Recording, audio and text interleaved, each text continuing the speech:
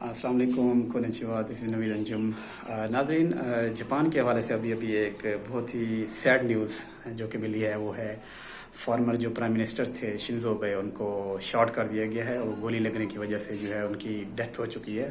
पहले तो वो ज़ख्मी हालत में थे, फिर उनकी जो डेथ है वो डिक्लेयर कर दी गई थी। बहुत ही सैड न्यूज़ है, really shocking for me. I was not really expecting this kind of news from Japan, क्योंकि इस तरह के इवेंट्स जापान में नहीं होते, बिल्कुल भी नहीं होते, बहुत ही रेयर इवेंट्स होते हैं। But of course exceptional cases are always there. तो जापानी कौम जो है इस वक्त बहुत बड़े सदमे में है। मैं उम्मीद कर रहा हूँ, क्योंकि जैसे वो पहले जब उनके ऊपर एटॉमिक बम गिरा था तब उन्होंने कम बैक किया था, अपने आप को संभाला था और मेहनत की तरफ लग गए थे, वो लगन की तरफ लग गए थे। मुल्क की जो है इकोनॉमी को स्ट्रॉन्ग करने के लिए, मुल्क को डेवलप करने के लिए उन्होंने जो कंट्रीब्यूशन की वो देखने वाली थी। उन्होंने आज तक जितनी भी की है मैं उसको सराहता हूँ।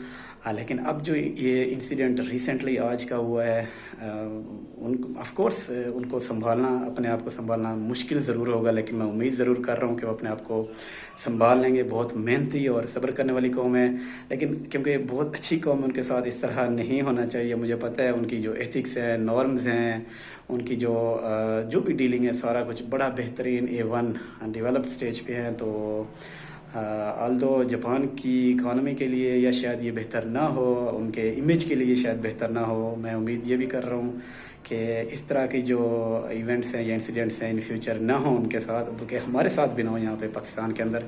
तो मैं दुआ गो हूँ जापानी कौम के लिए, क्योंकि शिंजो आबे तो अब नहीं रहे, उनके लिए तो खैर अब मैं नहीं वो कर सकता दुआ वगैरह कि वो बच जाए, अल्लाह उनको सेहत दे। तो बहरहाल ये है कि उनको अल्लाह सब्र दे और राह रास्त पे भी लाए। और बस I am really shocked actually.